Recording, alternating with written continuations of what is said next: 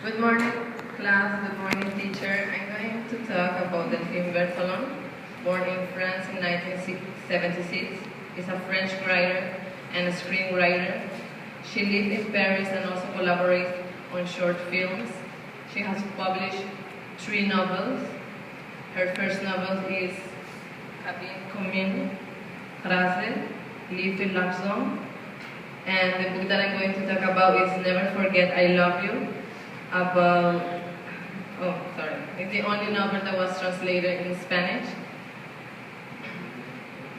It's a novel about the saving magic of words and the power each one has to invent their own freedom. It's a novel that springs from the author's desire to write about adolescence and inspired by the case of an Austrian girl, Natasha Campos, that was kidnapped by his father for 8 years. She wanted to write about how would be the crisis of adolescence within 4 walls without her parents. This novel is a melodrama that describes how far can love lead you, from the beautiful to the silliest or most abominable things. It's a novel from 3 characters: Madison, the kidnapped girl, the mother that wants the writers to her to thinking that she will come back someday and she's alive, and the other one is the tennis coach from Madison. It's about a little girl that was kidnapped when she was 11 years old. One day she was going to home and a man passes by with a car and tells her where the veterinarian. And she tells him that he knew one person, and he was the veterinarian was the father from the guy that he liked, the tennis coach. His father was a veterinarian, and she wanted to go to see him, and she found that a good opportunity to see him, even though that he knew that he couldn't speak with strangers. And well, she went and she found herself in an underground room, kidnapped by this lonely man that he didn't want to make her no harm, but he didn't want to let her escape anyway. She gets a notebook where she can write everything that she feels, and she writes over there her surprise at the gradual onset of adolescence, the tricks that she uses to get rewards from the kidnapper, and everything that passes through her mind. Then we have the story. It's a 3 narrative people that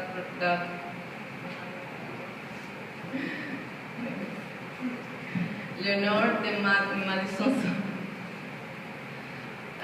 mother writes about what she feels in letters. So every day she writes something for her daughter, thinking that she is alive and she will receive those letters, or someday she will come back and read them all.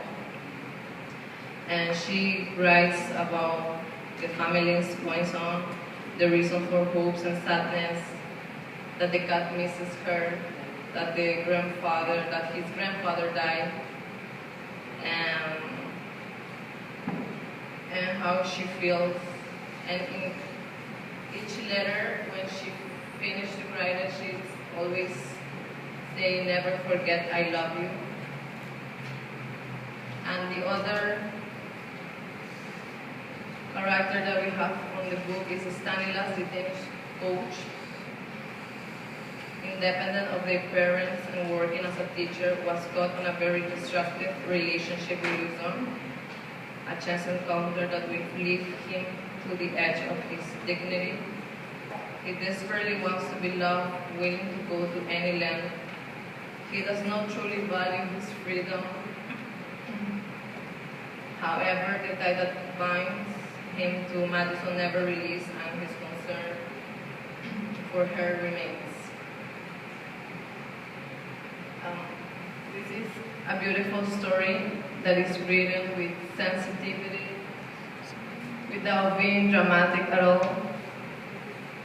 Here, the kidnapper is a poor man that feels lonely, and all he wants is to be with Madison without making her no harm. It's a story of three advances and how each of the narrators tries to overcome it. Madison hopes to gain her freedom, the mother hopes to get her daughter back, and the third narrator hopes to find the person with whom to share his life. So this book, if you read it, and if you see it in the point of view from Madison, it tells you that you must try to be happy, because happiness is a state of mind, and try to explode it, this freedom to the fullest. Yeah, thank you. Thank you, Pamela. Please call another student's name. Excuse me? Call another student's name.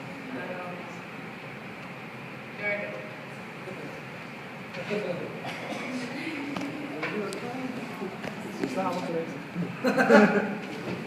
Pamela, was hier 6 minuten. 6?